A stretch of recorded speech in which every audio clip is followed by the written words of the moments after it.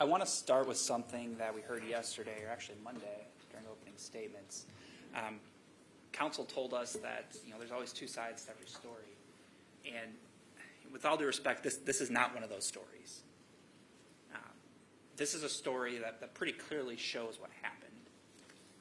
It's a story of the defendant taking a dog collar that was around her friend's neck and pulling it so hard and for so long and with such force that it caused his death.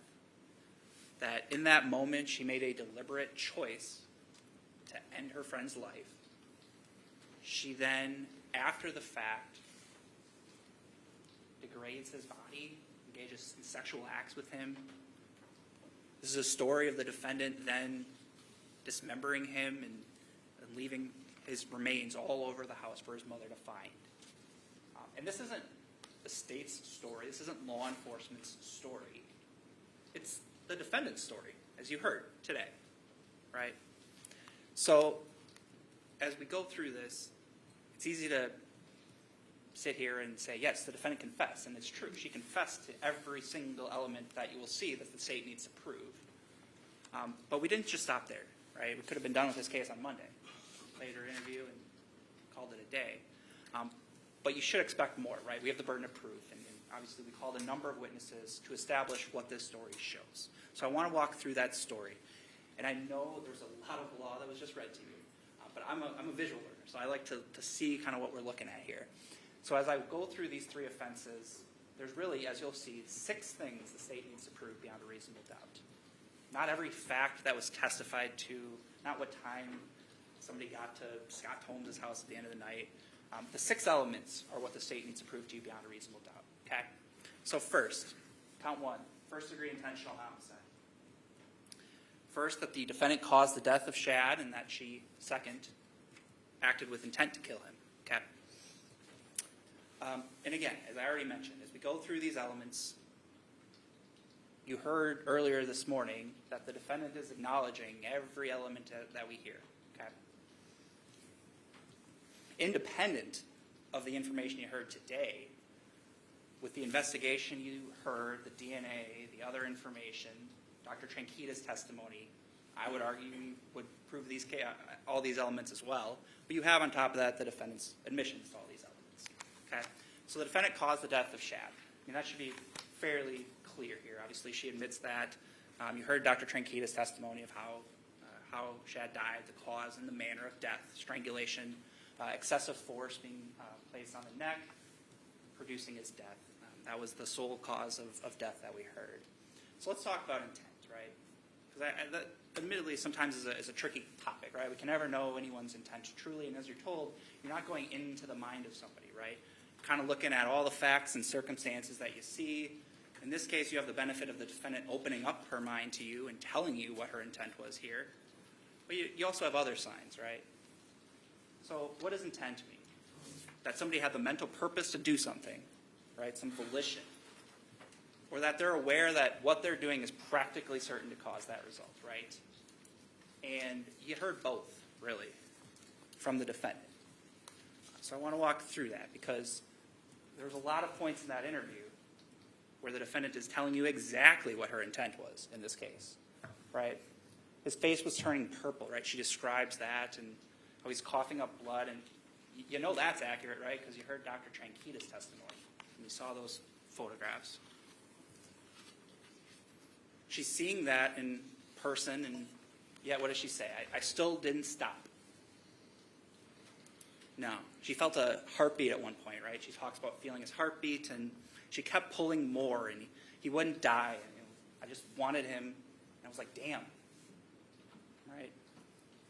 She admits even that Shad's struggling in this moment, that he's fighting back, right? You heard from Dr. Tranquita as well about how it looked like at one point there were signs of that, where the collar slipped up along the tongue. She's telling you, I was waiting for him to die. I liked it. She figured I'm already this far, and she's pantomiming the act. It's like she's starting a lawnmower. That's how hard she's pulling on this chain, right? Took 3 to 5 minutes, she thinks. And again, that's consistent with Dr. Tranquita, right?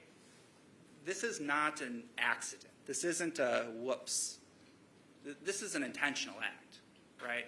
I don't need to prove that she went to that house with this intent, right? We talked about that in voir dire, and we kind of talked through that concept of how, as you're instructed, intent can be formed in the instant before an act, the instant before the pull of a trigger, the instant in this case before Ms. Schabusiness decides, I'm going to go further and pull on this chain so hard that it causes the result that we saw in Shad, right? So we have the mental purpose, right, from the defendant's own mouth, and that's consistent with everything else we're seeing in the case. But you also have Detective Kempf asking her, I mean, in that moment, did you kind of realize if you kept pulling on that chain that he would die? She's like, probably, yeah. Yeah, she was aware of that. Right, so that goes to this kind of the second either-or part of intent, right? Was aware that her conduct was practically certain to cause that result, and it's probably obvious as you sit here of what's going to happen when you're pulling a metal chain like that hard for that long, seeing the result of what's happening to another person, that is going to be the result, right? So you're told you can't look into a person's mind. The defendant told you exactly what her intent was in this case. But as I mentioned, you also have other indicators, right? You have Dr. Tranquita's testimony describing the amount of force that would need to have been done to cause the injuries that he's observing, right? Down to the inner neck muscles, and he was talking about how strong and thick those neck muscles are, and there was hemorrhaging that deep. That's how hard and how long and how much injury the defendant was causing. Right? This isn't an accident. If it's an accident, you're not going forward. You're not seeing this result and keep pulling. You're calling for help. You're stopping. You're certainly not after the fact, after you finally finish, then cutting up his body, right? You have all the evidence in this case points to intent, right? You have her acts after the fact, like I said. If this was an accident, something happens, right? You call for help, and you have the exact opposite. You have the defendant cutting him up and cleaning up, getting rid of the remains, pouring it down the shower. We heard a lot of testimony about that. Kind of wiping up with the Clorox wipes, which the defendant is acknowledging as well. So you have the defendant's statement in the case, and it lines up with everything else in the case, right? Even little facts that she's remembering and telling you about, right? The timeline of the February 21st night, right? We heard from A.J. Gannon. You heard the stipulated testimony from Mr. Tomes. You heard from Mike Thyrion. It's all consistent. Yeah, they were coming and going. You then heard from Steve Hendricks about, yep, they got back sometime in the early morning, and I let them in. Defendant's telling you that same thing. Steve is talking about how at one point during the day on the 22nd, she comes up and asks for her eyeglasses, and we heard the defendant talk about that as well. We heard Detective Graff testify about that. So everything she's saying is consistent with what we're objectively seeing, what law enforcement is finding. And in some respects, the defendant's leading the investigation, right? Because when they get there, when law enforcement gets there, we saw Officer Wanish's body cam. We heard from Detective Scanlon and even Dr. Tranquita about how it was really hard to determine what exactly happened when they first got there. And all that information is being provided by the defendant. Okay? So it's an intentional act. She had the mental purpose. We heard about that.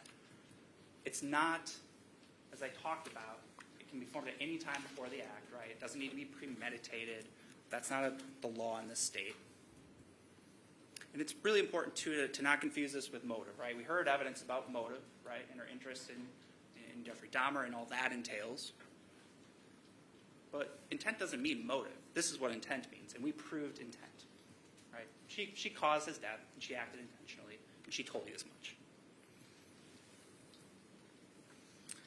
So those are the two elements. Those are the two things the state needs to prove beyond a reasonable doubt. Count two, mutilating a corpse. So again, there's two elements for this crime. First, the defendant dismembered a corpse. Second, did so with the intent to conceal a crime. So the first element, I think, is pretty clear, right? And we heard extensive testimony from many people, and we saw Dr. Tranquita's diagrams, and obviously I can't imagine this element is going to be in dispute, right? And so again, though, we have this concept of intent, the purpose to conceal a crime, right? And I mean, as you're instructed, you use your common sense. Like, why is somebody going to this length, not only cutting up a body? We heard from Dr. Tranquita about the multiple sort of start and stop kind of signs, the total evisceration of Shad, bagging him into other bags and attempting to carry out. Like, that's the intent, right? We use our common sense that's why you're doing that. But again, she was asked about this, the defendant. And remember in that February 28th interview, the second interview with Detective Groff and Detective Scanlon, she's saying exactly what her intent was, right? It was because there's other people in the house. Like, what am I going to do? Leave the body and have Mom find it? She admits, again, this was her intent, and it's obvious with our common sense, but it shows that the state has proved both elements of this crime as well. Okay. Count 3 is third-degree sexual assault. So the defendant had sexual intercourse with Shad and did so without consent. So let's talk about the first part. Sexual intercourse is defined in this state as inserting any object into the genital or anal opening of another, or engaging in oral contact with the penis. We heard about both, right? The defendant admitted to both. She's talking about how she's put the dildo in Shad's anus after she killed him. She's talking about how she was sucking on his penis, and there were other phrases used to that effect. So again, we have, for both elements here, the defendant's admissions. And we heard from Mr. Scott, didn't we? We heard from Mr. Scott about the DNA testing that was done, right? And for some of the reasons why, even though the defendant's DNA is on that dildo in Shad's house, Shad's DNA wasn't found on there, and nothing excludes that possibility. And again, everything the defendant's telling you is consistent with other things you're seeing. So there's no reason to believe, a reasonable hypothesis to believe, that she's not also telling you what's happened in this case too, right, for this count. And the second element, did not consent. I mean, that, as you're instructed, is kind of inferred by the fact that at the time that the defendant's telling you she's engaging in these acts, that Shad's deceased, right? So he's not in a position to consent. Okay. So those are the two elements for count 3. So in total, 6 elements for the 3 offenses. And again, you're given a lot of law on how to assess credibility of witnesses, and that's good, and you should follow it. Really, you kind of just use your common sense as jurors. And again, the defendant's telling you what happened, and there's nothing in the case to disbelieve what she's saying, right? So you have the defendant's admissions, as I mentioned earlier. There's other evidence that kind of just only should bolster the conviction in the defendant's guilt, right? We heard from Kevin Scott, who heard or testified about the DNA testing he did. Shad's blood on the defendant's hands, on her clothing, on the sweatpants, about how the knives that were found had Shad's blood on them, right?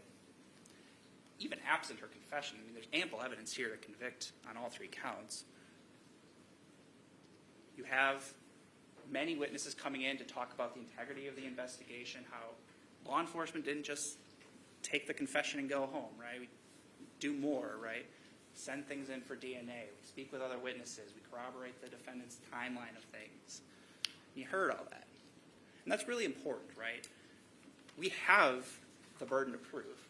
And we talked about that. And we embrace that burden of proof. You should hold us to that standard as the state to prove something beyond a reasonable doubt. And that's why we call people from Madison to come up to talk for 5 minutes about, yeah, I received this piece of evidence, and it was fine. and I returned that piece of evidence, and it was fine, right? Because it's important. We want to show that law enforcement did a thorough investigation in this case, and they did, because we have the burden of proof. You're instructed on what the burden of proof is and what it's not, right? It's a reasonable doubt, a reasonable hypothesis consistent with guilt, consistent with innocence. You should find the defendant not guilty. But you're not searching for doubt. You're ultimately searching for the truth. So even if it's a heavy burden, it doesn't mean the decision is difficult in cases. You are instructed not to search for doubt. You're to search for the truth.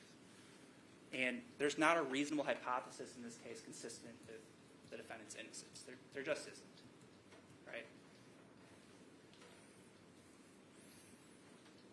There's one truth in this case. There's one side of the story, and it happens to be the defendant's story as well, but it's consistent with everyone else's story. It's because that story is the truth of what the defendant did to her friend Shad. And based on that, we would ask that you return guilty verdicts on all 3 counts. Thank you.